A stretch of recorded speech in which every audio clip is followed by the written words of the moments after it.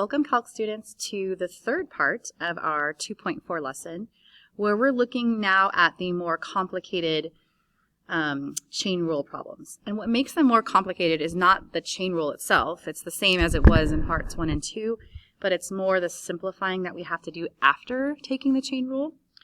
Now, just a brief review of the chain rule. The chain rule is something we have to use when the inside of the function we're taking the derivative of is a whole other function. So it's when you have a function in a function, so like an inside and an outside layer, and we're taking the derivative of that. The rule says that we have to do this. We have to take the derivative of the outer layer, so f prime, and keeping the inside the same. So we keep the blop as is inside the derivative of f. Then we come to that inside layer, take its derivative, and multiply it to the outside of f prime. That is the same chain rule that we're going to be using this whole time, just having to do some simplifying toward the end. So that's kind of where example 1 comes in. So example 1 is also complicated because it requires the use of the product rule as well. So that is something I want you to really highlight on this outline, put a little star here. And it's because I'm multiplying two functions together. So I can think of x cubed as one function, and I can think of the square root of 1 minus x squared as a second separate function that are being connected through multiplication. So it's a product of two functions, so I have to use the product rule. So I will think of my first function as x to the third, that's my u, and then my second function is the square root of 1 minus x squared, but in order to take the derivative of that using the power rule, I'll rewrite it as a quantity 1 minus x squared to the power of 1/2. Okay, so then I just take each of those derivatives. So the derivative of x cubed is 3x squared using the power rule. Now, when I come over here to take the derivative of my second function, I notice that the chain rule is required here. So I need to use the chain rule because I have this inside part. I have like an inside function, which is 1 minus x squared, being plugged into this function of raising something to the 1/2 power. So that would be like my outer layer. So I begin with that derivative. So it's 1/2 of 1 minus x squared to the negative 1/2. So that's the outer layer. That's the power rule that I used right here. And I just kept the 1 minus x squared plugged in. Then I would go back to that inside layer, multiply by its derivative, which is negative 2x. So that was the derivative of the inside being multiplied to the derivative of the outer layer with the inside plugged in. Now I'm going to want to simplify a little bit before I plug it into my product rule. So I can just reduce those 2's. The 1/2 times the negative 2 would just reduce to negative 1. So I can think of this as negative x times 1 minus x squared to the negative 1/2 power. That right there is my v prime after having used the chain rule and simplifying a little bit from there. Okay, so now I'm going to revisit f, right? And I'm going to find the derivative of f using my product rule. So product rule is u prime v. So I'm going to do 3x squared times the 1 minus x squared to the 1/2 power plus my original u function, which is x cubed, times v prime, which is negative x times 1 minus x squared to the negative 1/2 power. Now I can simplify here a little bit just because I notice I have x to the third times negative x. So I can add those powers because when you're multiplying common bases, so in this case it's x and x, I just add their powers of 3 and 1. So I have this at first. I have 3x squared times 1 minus x squared to the 1/2 power. Now I'm adding this part, but I notice I have a negative 1 coefficient, so I'm just going to turn this into minus. I'm going to add these powers, 3 plus 1, and get 4. So minus x to the 4th times 1 minus x squared to the negative 1/2 power. So this is my derivative, but it's not in simplest form yet. So I'm going to show you two options for how to simplify this expression to get to something that's more workable. Okay, so option 1 for simplifying is to factor out the common factor of 1 minus x squared to the negative 1/2. Now you might be wondering, how is that a common factor? I see it here, but I don't see it here. Well, it has to do with the fact that I have a common base of 1 minus x squared. So it will be easy for me to factor out something with that base by simply subtracting exponents. And I'll explain more when we get to that part. Okay, so let me just start by factoring out the 1 minus x squared to the negative 1/2. So from this piece, I would have a 3x squared left over. And then this part would turn into 1 minus x squared to the first power. I'll explain in a second. Over here, this just got factored out, so that would just be left with a 1, and then I have the x to the 4th term. So this is what I get when I factor out a 1 minus x squared to the negative 1/2 from both of these terms. Okay, so let's just take a look over here as to why that is. So factoring out 1 minus x squared to the negative 1/2 is the same thing as dividing by 1 minus x squared to the negative 1/2. But when I divide that from the 1 minus x squared to the 1/2, so it would look like this if I was writing it as division as opposed to factoring, which is really the same idea. So notice the bases are the same, and the factoring rule or the exponent rule says that if the bases are the same and you're dividing common bases, then we would subtract the powers. So this would turn into the common base, 1 minus x squared, to the power in the numerator minus the power in the denominator, which would be 1/2 plus, turns into plus 1/2, which is just 1. So that's kind of how I was able to go from 1 minus x squared to the 1/2, factor out a 1 minus x squared to the negative 1/2, and end up with a 1 minus x squared to the first power. A little exponent review there. So now I have this. I have f prime of x equals the factor that I took out, 1 minus x squared to the negative 1/2, times the quantity, and I'm going to distribute this 3x squared here. So 3x squared minus 3x to the 4th minus another x to the 4th from this part of my product rule. Notice these are like terms, so I can go ahead and combine them together. So I have 1 minus x squared to the negative 1/2 times the quantity 3x squared minus 4x to the 4th. So now I have this written in a simpler form. I notice now I could have actually factored out an x to the squared before too, so maybe I'll do that right now. So I could have this as x squared times 1 minus x squared to the negative 1/2 times 3 minus 4x. So this is one way of writing your derivative in simplest form after having used the product rule and the chain rule and combined things together in a simpler way. Okay, now option 2, I have a feeling will jive well with most of you, jive better than the last option. This is when we basically find a common denominator. So option 2 is when we think of that negative exponent in the second part as being in the denominator. So my x to the 4th would stay in the numerator because this is not being raised to the power of negative 1/2. But the 1 minus x squared would move down to the denominator, and the power there would turn positive 1/2. That's what a negative exponent means. It's just that it's in the denominator. And the first part of my product rule is over 1. So what I could do is between those two parts get a common denominator by multiplying both top and the bottom of that first part by 1 minus x squared to the 1/2, which is what the denominator is for the second part. Okay, so when I multiply 1 minus x squared to the 1/2 times another 1 minus x squared to the 1/2, what I basically can do there is add those powers. So again, I find myself adding 1/2 to 1/2 to get 1. So then I have 3x squared times 1 minus x squared to the first power over my new denominator now of 1 minus x squared to the 1/2. Minus x to the 4th over 1 minus x squared to the 1/2. So now I have a common denominator for both parts. I can go ahead and combine my numerators in one fraction. So then I would have, and I'll go ahead and distribute the 3x squared while I'm at it. So I'd have 3x squared minus 3x to the 4th minus 1x to the 4th all over my common denominator of 1 minus x squared to the 1/2. I can go ahead and combine some like terms right here and here. And so I would have 3x squared minus 3x to the fourth. Hopefully that's looking familiar to you guys. That was my other factor when I did this more in factored form.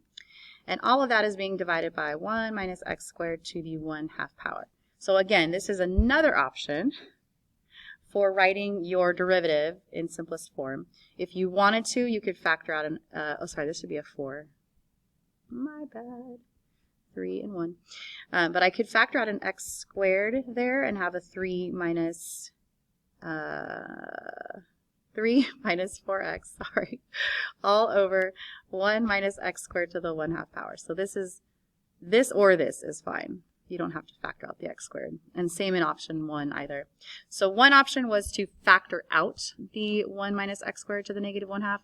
And this option is just simply bringing it to the denominator and then getting a common denominator. And either way is fine. Okay, so I have a feeling that majority of you will probably prefer the common denominator option. So I'm going to go ahead and write down the answer that we found by getting a common denominator. And I think I'll go ahead and put it back in square root form as well. So this was the simplest form answer for the derivative of this function in example 1. So example 2 is actually really similar. This is something where, again, you could either use product or quotient rule. I think I'll go ahead and just practice the quotient rule just because it's good practice. But if you wanted, you could switch this into x times x squared plus 4 to the negative 1/3 power and use the product rule if you wanted to. But I'll go ahead and use the quotient rule. So the numerator would be my u. I'm going to use u and v in this case just because I like thinking of f of x and g of x in the chain rule terms. So for this sake, we'll use the quotient rule that says when you're taking the derivative of u over v, it's u prime v minus v prime u all over v squared. We'll think of a quotient rule that way. Okay, where v is my denominator, but I'm going to go ahead and write that as x squared plus 4 to the 1/3 power so that when I take its derivative, I can use the power rule. So the derivative of my numerator is very simple. It's just 1.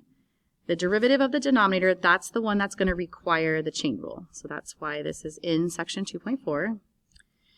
So I would start by taking the derivative of this outer layer, which is blop to the 1/3 power.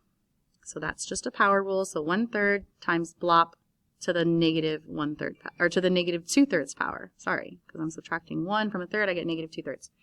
So I would have my blop still plugged in, and then I would need to multiply that outer derivative by the inner derivative, by the derivative of the inside. And then I can't really simplify here because the 2 doesn't really cancel with the 1/3, but I could maybe bring all of these single things together in front and think of it as 2x over 3 or 2/3 x times x squared plus 4 to the negative 2/3 power. Okay, so I now have the pieces that I would need for the quotient rule. So I'm going to go ahead and do u prime v. So that's so q prime of x would equal 1 times x squared plus 4 to the 1/3 power. So that's u prime v minus, don't forget this is minus for quotient rule. And then u, I'll just put the x times v prime, which is this whole thing. So it's 2/3 x times x squared plus 4 to the negative 2/3 power. So that's all in my numerator, and then in my denominator, I have my v function, which is this, squared. So I'll just think of that as x squared plus 4 to the 2/3 power, because if you square a 1/3 power, you just basically multiply those powers, so it becomes 2/3. So this is my derivative. In terms of finding the derivative using the chain rule and quotient rule correctly, I mean, this is it. It's just now a matter of simplifying from here. So what I want you to notice is that I have a negative exponent and a fraction in my numerator. So I have like a fraction in the numerator. That's not in simplest form. We have to get all of this into one single fraction. So what I'm going to do here, I'm just going to use the common denominator strategy in the numerator. So we're going to just sort of focus our attention on the top and then divide that by x squared plus 4 to the 2/3. So I notice that my first term is just x squared plus 4 to the 1/3, and that's over 1. And my second term, I'm going to go ahead and combine these x's, so that's x squared. The 2 is also in the numerator with them, so that's 2x squared. And everything else, this 3 and the x squared plus 4 to the 2/3, that would actually be in the denominator. Because a negative 2/3 power means you're dividing by that, and then 2 over 3 means 3 is in the denominator. So this part is the denominator of this second expression, my u prime, or my v prime u. So what if I wanted to get a common denominator between just the two items in the numerator, I would have to multiply this first expression by 3 times x squared plus 4 to the 2/3 power.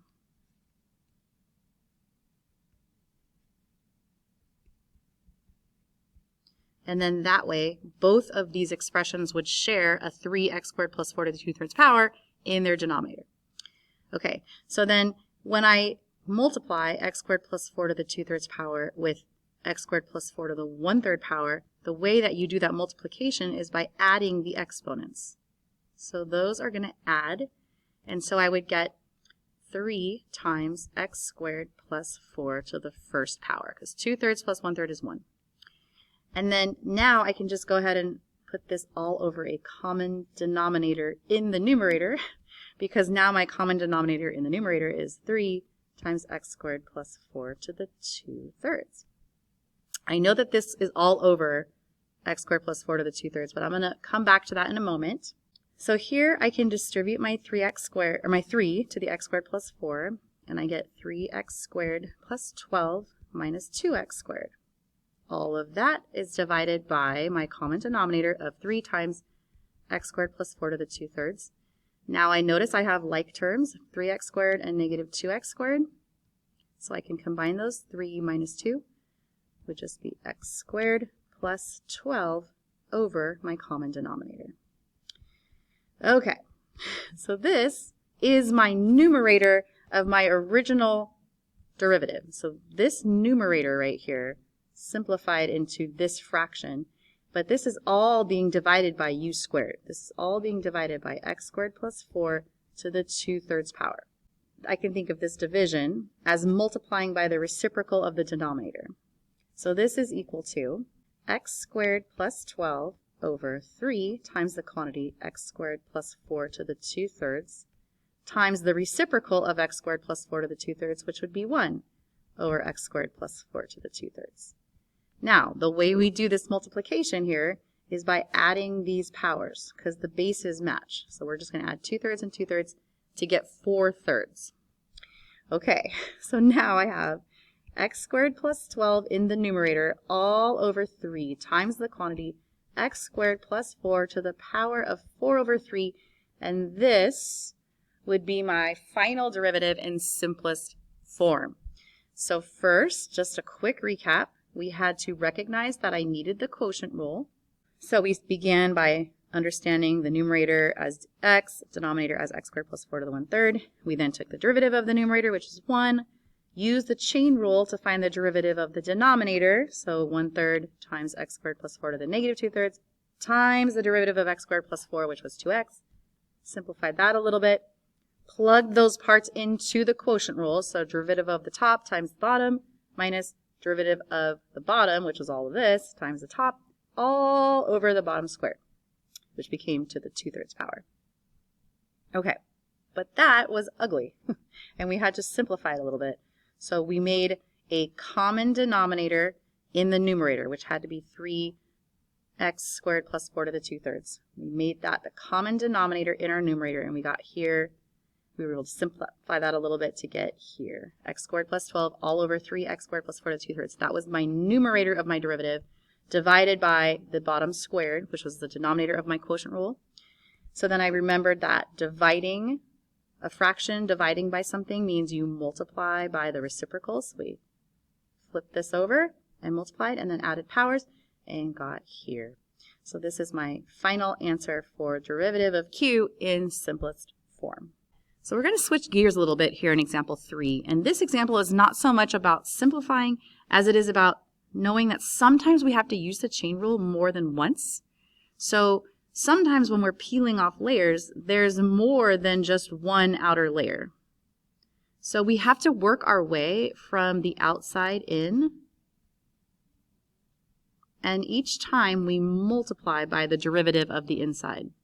Okay, so what do I mean by that? So here I have a function, h of theta, which, by the way, theta is just another variable we often use to represent a changing angle value, so we can treat it like x. It's just our independent variable, okay? But we're calling it theta. Now, notice what I have here. I have cosine of 8 theta. So 8 theta is inside cosine. This is the inside of cosine. But the cosine here is squared. So that is inside the squaring function. So we have 3 layers here. I want you to write this down. We've got 3 layers. We've got the outside layer, which would be BLOP squared. We have the middle layer, which would be cosine of BLOP. And then we have the BLOP, which is all the way on the very, very inside, and that's my 8 theta. So that got plugged into here, and then cosine of that got plugged into there. So it's 8 theta is inside cosine, which is inside BLOP squared. And I work my way from the outside in. So to take my derivative of h with respect to theta, I would first begin with the derivative of the outside layer. So I would begin by doing 2 times BLOP to the first power. Then I would multiply by the derivative of that inside part. So that inside part is cosine of 8 theta. So then I multiply by the derivative of cosine, which is negative sine of BLOP. And then I'll have to multiply by the derivative of that. So the BLOP here is 8 theta. The derivative of that would be 8. So this outside layer was the derivative of BLOP squared. So this was the derivative of something squared. Then this part, so I multiplied that by the derivative of cosine. And then I multiplied that by the derivative of 8 theta. So notice how I just keep peeling away layers. Power rule first, multiply that by derivative of cosine second, multiply that by derivative of 8 theta third. Okay, and then just simplify a little bit here. So this would equal h prime of theta. I could multiply the 8 and the 2 and the negative 1. So that'd be negative 16 times cosine of 8 theta times sine of 8 theta. This is the correct answer. Now sometimes, I'll just put a little caveat here, sometimes this might be simplified to look like this. Negative 8 times sine of 16 theta. That's using the double angle identity for sine. So I'm going to leave that to you to kind of figure out how it goes from here to here using your trig identities. Now, if it's an open-ended question, then leaving your answer like this is just fine. The only time you would need to know this is if this was the way the answer was presented as a multiple choice answer choice. So anyway, might want to look up how that happens.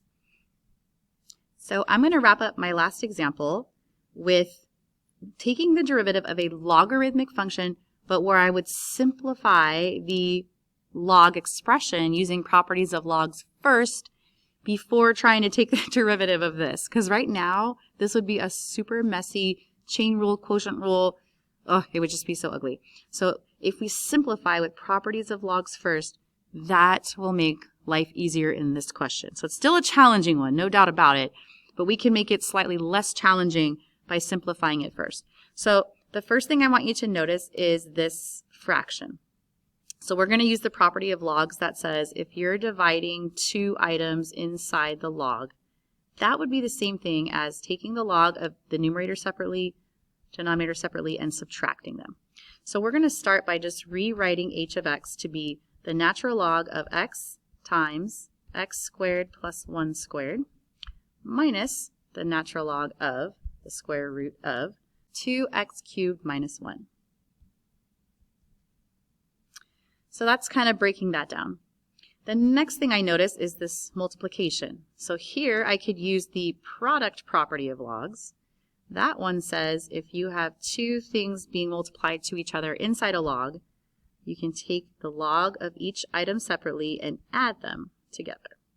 So we're going to use the product property right there. So then I'm going to say, well, that's the same thing as ln of x, that already looks so much better, plus ln of x squared plus 1 squared, that's all inside ln, minus ln, and then I'm going to rewrite this as 2x cubed minus 1 to the 1/2 power, and all of that is inside natural log. Okay, then I notice these powers here inside the log. So I'm going to use the property of logs that says if you have something inside of a log being raised to a power, you can actually take that power and bring it out and multiply it to the front of the log. So that's the power property for logs. So I'm going to use that right here. So I'm going to get ln of x plus 2 times ln of x squared plus 1 minus 1/2 times ln of 2x cubed minus 1. So all I've done so far is just simplify the expression for h of x. But what I've done is made 3 much easier pieces of a natural log to work with. And now I just have to take the derivative of each one.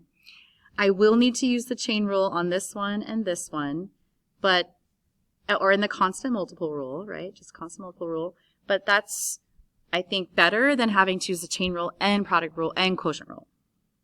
Okay, so let's do this. So we know from our last lesson that the derivative of the natural log, I'll just write this down over here, is 1 over x. 1 over the stuff inside. So this one is done. Then I come over to this one and I have a 2 being multiplied to that, so that'll be in my numerator.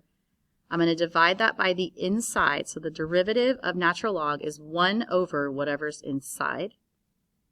Since this is something other than plain x, this tells me I need to use the chain rule, so I'm going to have to multiply by the derivative of the inside.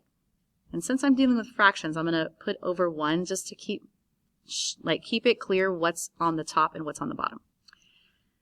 And so I'm going to do a similar thing here. So this is minus 1 over 2 times 2x cubed minus 1. So notice I'm just keeping my constants the same.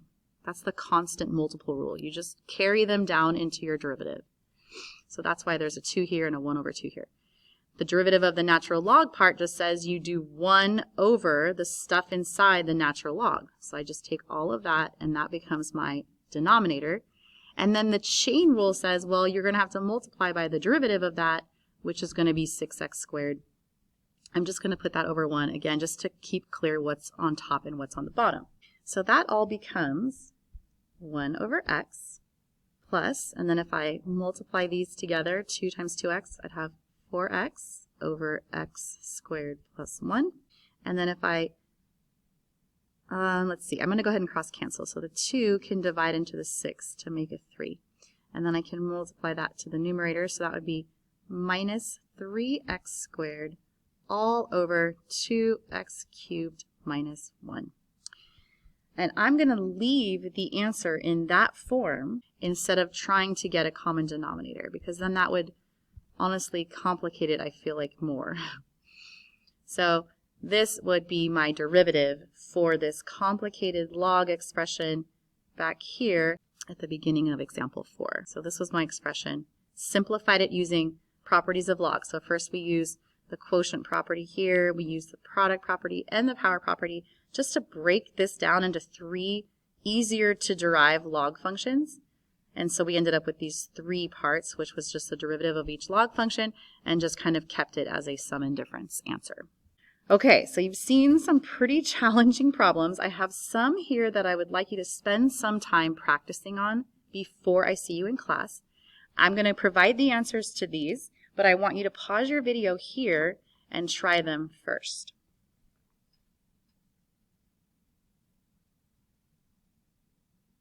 Okay, for the first you try A, this here is what I got for my final answer after having simplified.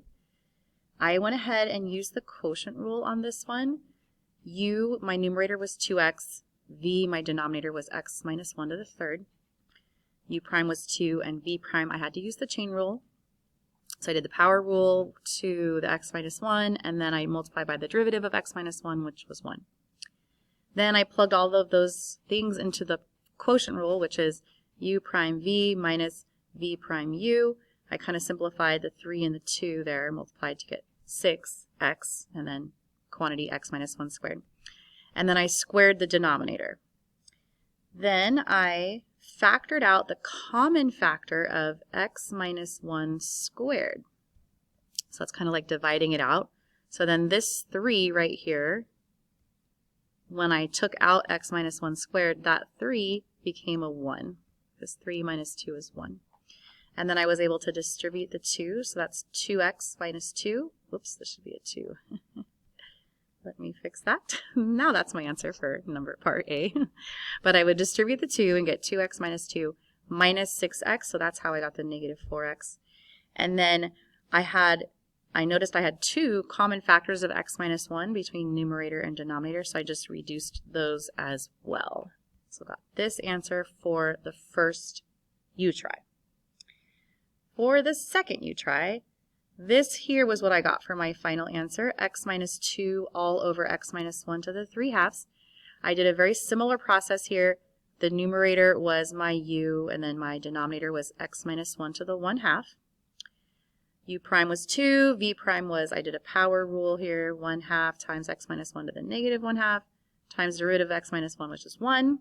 And then I plug that into the quotient rule, so u prime v, so 2 times x minus 1 to the 1/2, and then minus v prime u, the 1/2 and the 2 canceled when I did that, so I just had the x times x minus 1 to the negative 1/2.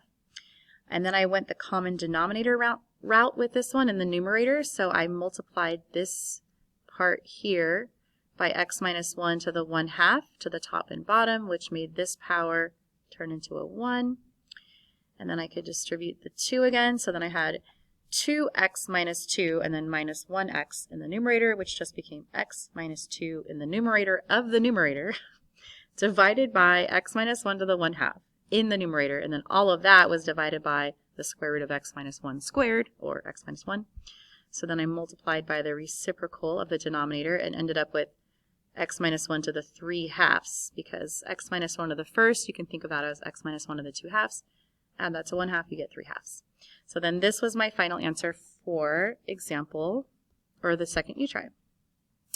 Then for the third U-try, there really wasn't a lot of simplifying to do. It was more just recognizing that you needed 3 chain. There's like 3 links in this chain. So we started with the outer layer, which is the derivative of e to a power, so that's just e to the power. Then we switched over to this middle layer, which was sine, and so then we did the derivative of sine. And then we went all the way to the inside, which was the x cubed minus 2, and took the derivative of that, which was 3x squared. So it was outer layer, and then middle layer, and then inside layer. And we connected all of those with multiplication. Oops, sorry, multiplication.